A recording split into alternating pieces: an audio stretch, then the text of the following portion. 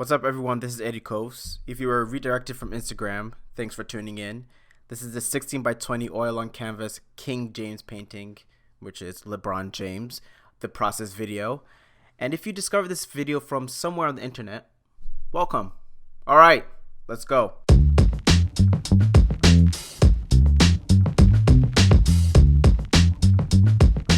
Alright, first step, I like to sketch down a couple of ideas using reference images, then shade it in with some value to get a rough look of what the painting's going to look like on canvas. These are some of the sketches I did here, and I went with the profile look. I thought it was kind of cool. It kind of had this, do you know who I am look, It was kind of cool. So I went with that. Next, I like to figure out the color scheme of the painting, and in this case, it's going to be the purple and gold colors of the Los Angeles Lakers, which is LeBron's current team. Alright, background time. The main color I use for the background is a shade of an acrylic violet called Prism Violet. I always love to use an acrylic background for my painting just because it dries faster. As mentioned before, this is a 16 by 20 canvas from Blick. Do all my shopping there. It's called Blick. Shout out to Blick. So I'm gonna cover all the white spaces here with the violet prism color, and I realized it looked a little bit too much on the red purple spectrum, so I added a little bit of blue to the mix. To be specific, Prussian blue. I recommend you mix your colors on your palette first before putting it on canvas. This is what the mix looks like. I'm normally reckless and I don't do that, and I also make up things along the way, as you'll see soon. So once you're done painting the background, and it's dry of course, I like to call this step the draw paint step. I like to go over my pencil drawing with a lighter paint color in acrylic, in this case a lighter purple, it's just so that it guides me through the painting and I can see clearly. Okay, finally, time to paint.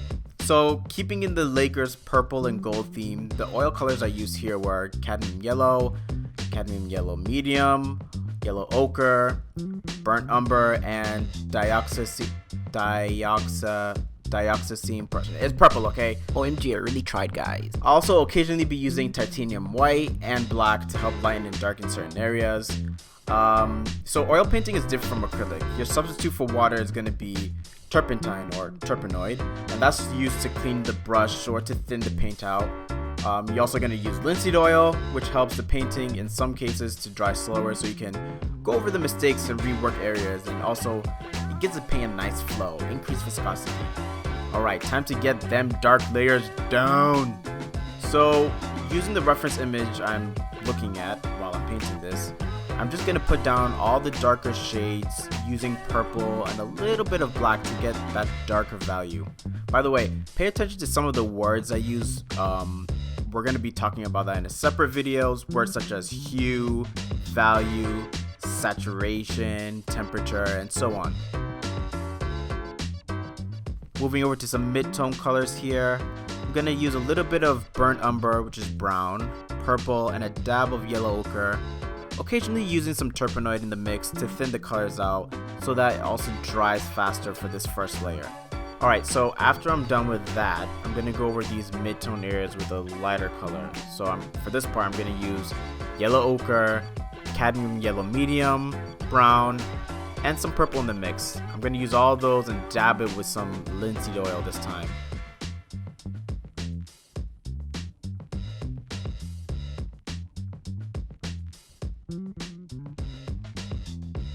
Oh, the crown. We'll get to that a little bit later. It was so difficult. But I used a more saturated yellow and a tiny bit of white for the highlights.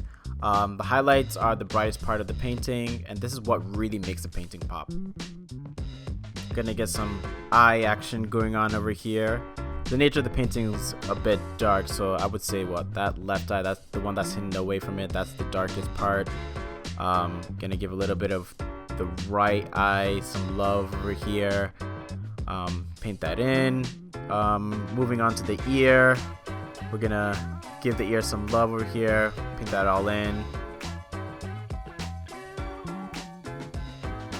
Blending is what really ties the painting together. Since we've used linseed oil with our paint to slow the drying time of the painting, it really makes it easy to blend these colors in. So Here I'm going to use a dry brush to blur the edges and bring all those colors together.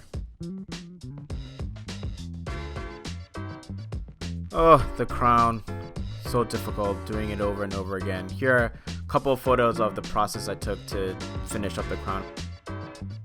Yeah, and that's it for the quick process video. Or I like to think it was quick. Here are the photos of the process from beginning to end. Hope you got something out of this.